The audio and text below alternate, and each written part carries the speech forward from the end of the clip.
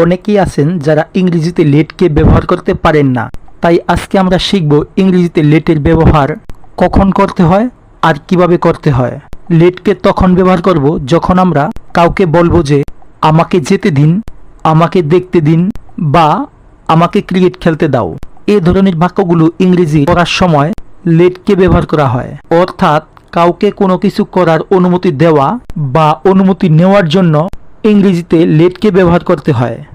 Late দ্বারা কাউকে কোনো কাজের অনুমতি দেওয়া হয় এবং লেট এর পরের ভার্বটি অবশ্যই সিম্পল ফর্ম হবে। লেট দিয়ে সেন্টেন্স স্ট্রাকচার সাধারণত এইরকম হবে: লেট প্লাস মি প্লাস ভার্বের প্রেজেন্ট ফর্ম প্লাস অবজেক্ট। এবার একটা উদাহরণের সাথে শেখা যাক।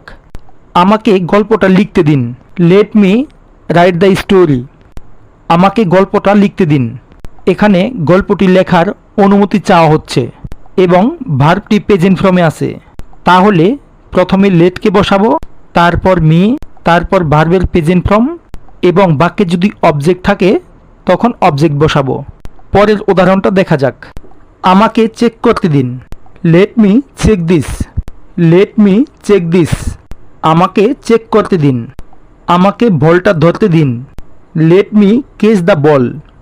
Late me catch the ball. আমাকে বলটা ধরতে দিন। আমাকে সাহায্য করতে দিন। Let me assist you. Let me assist you অর্থ আমাকে সাহায্য করতে দিন। আমাকে আবহাওয়াটি পর্যবেক্ষণ করতে দিন। Let me observe the weather. Let me observe the weather. আমাকে হোমওয়ার্ক করতে দিন। Let me finish the homework. Let me finish the homework. আমাকে হোমওয়ার্ক করতে দিন। আমাকে গল্পটা শেষ করতে দিন। Let me complete the story. Let me complete the story. আমাকে গল্পটা শেষ করতে দিন। আমাকে দেখতে দিন। Let me see. Let me see অর্থ আমাকে দেখতে দিন। আমাকে গল্পটি পড়তে দিন। Let me read the story. Let me read the story অর্থ আমাকে গল্পটি পড়তে দিন। আমাকে ফুটবল খেলতে দিন। Let me play football. Let me play football. আমাকে ফুটবল খেলতে দিন। আমাকে কিছু খেতে দাও। Let me have some food. Let me have some food অর্থ আমাকে কিছু খেতে দাও।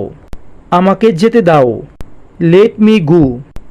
লেট মি গো অর্থ আমাকে যেতে দাও। আমাকে সেখানে যেতে দিন। লেট মি গো দেয়ার। লেট মি গো দেয়ার অর্থ আমাকে সেখানে যেতে দিন। আমাকে কাজটি করতে দাও। Let me do the work. Let me do the work অর্থ আমাকে কাজটি করতে দাও। আশা করি আমি আপনাকে লেটের ব্যবহার বোঝাতে পারলাম। এবার আমরা শিখব লেটস এর ব্যবহার।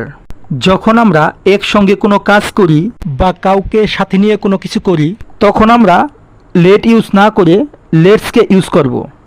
লেটস মানে হলো লেট আস। তবে এই সব বাক্যের মধ্যে একটা উৎস অনুমতি থাকে। যেমন চলো একসাথে কাজটা করা যাক। Let's do the work together. চলো একসাথে কাজটা করা যাক। চলো নতুন কিছু বানাই। Let's make a new thing. Let's make a new thing. চলো নতুন কিছু বানাই। এই বাক্যটিতে আমি একা নই, আমার সাথে আরও কেউ আছে, তাই এখানে লেটসকে ব্যবহার করলাম। পরের উদাহরণগুলো দেখা যাক। চলো একটা সভার আয়োজন করি। Let's arrange a meeting. Let's arrange a meeting. চলো একটা সভার আয়োজন করি। চলো একটু মজা করি।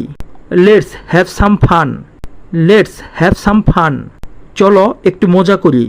চলো বাজারে যাওয়া যাক। Let's go to the market. Let's go to the market.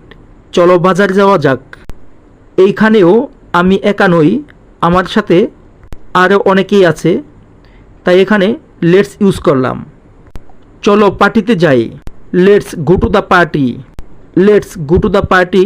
চলো পার্টিতে যাই। চলো শিক্ষকের সাথে দেখা করি। Let's meet the teacher. Let's meet the teacher. চলো শিক্ষকের সাথে দেখা করি। চলো যাই। Let's go. Let's go. চলো যাই। চলো খাই। Let's eat. Let's eat. চলো খাই। চলো দেখি। Let's see. Let's C.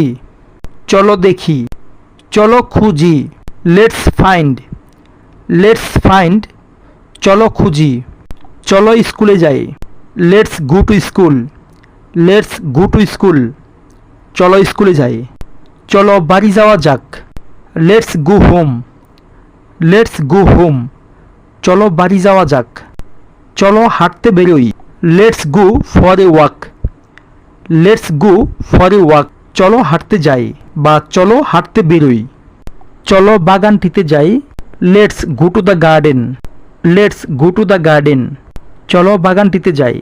আশা করি আমি আপনাকে লেট এবং লেটস এর ব্যবহার শেখাতে পেরেছি। এবার আপনি এদের ব্যবহার খুব সহজে ব্যবহার করতে পারবেন যে কোনো জায়গায়। তবে আজকে যে বাক্যগুলো শিখলেন এগুলিকে বারবার অভ্যাস করুন এবং সময় মতো ব্যবহার করার চেষ্টা করুন, তাহলেই আপনার ইংরেজির উন্নতি হবে। আজকে এ পর্যন্তই, দেখা হচ্ছে নতুন কোনো ভিডিও নিয়ে। সে পর্যন্ত আমাদের সাথেই থাকুন। ধন্যবাদ সবাইকে।